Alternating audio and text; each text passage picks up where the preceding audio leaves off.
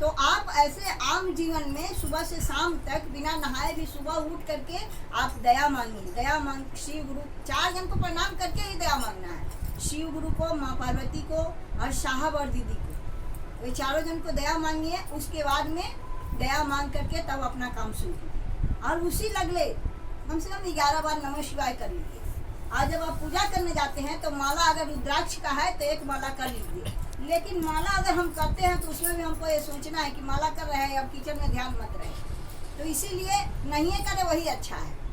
जब हम कर रहे हैं हमारा वहाँ प्रणाम बेचैनी में कर रहे हैं तो सही नहीं है, तो इसलिए हमको ध्यान से करना है। हम उस समय माला नहीं भी करेंगे कोई दिक्कत नहीं, हम एक ही बार प्रणाम करें और वो गुरु महादेव के पास में पहुँचे, इतना भाव इतना द्रवित होकर के हम प्रणाम करें महादेव को कि वो प्रणाम मेरा बाबा को स्वीकार हो जाए।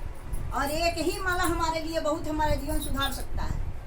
तो इसीलिए 11 बार, 5 बार, 2 बार, 1 बार, जितना बार भी कीजिए, लेकिन मन से कीजिए। और अभी तो भैया 108 के लिए भी ये नहीं किया, बोले हैं कि खंड खंड में आप कीजिए, मैंने 11 बार, फिर 1 घंटा 2 घंटा के बाद फिर 11 बार, फिर 1-2 घंटा के बाद 11 बार, जब जैसा सकिए वैसा कीजिए।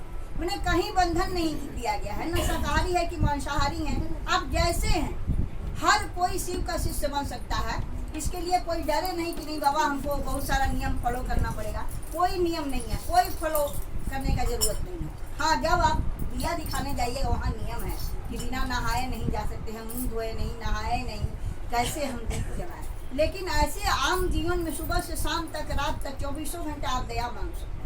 और नमः शिवाय भी जब दया मांग रहा है, खाली झोली में मांगिएगा वैसे नहीं ना होगा। उनको प्रणाम करने से सबसे बड़ा फायदा है, जब हम बुजुर्गों को प्रणाम करते हैं तो हमें आशीर्वाद मिलता है। और वो सोचिए कि देवों के देव महादेव को प्रणाम अगर हम कर रहे हैं तो हमारा दिन भर का ग्रह संकट समाप्त हो जाएगा।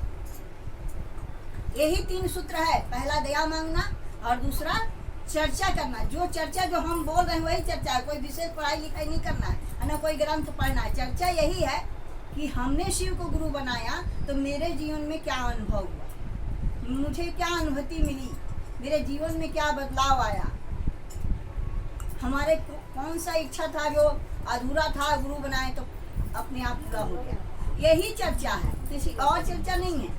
शिव को गुरु बनाने के बाद में सबसे बड़ी है कि घर घर जितना जितना सामर्थ्य है सबके पास में, खाने पीने, पहनने ओढ़ने का धन संपत्ति सबके घर में है। लेकिन सबसे बड़ी चीज है कि किसी के घर में शांति खोजिएगा तो जल्दी नहीं। ये शांति महादेव को जब हम लोग गुरु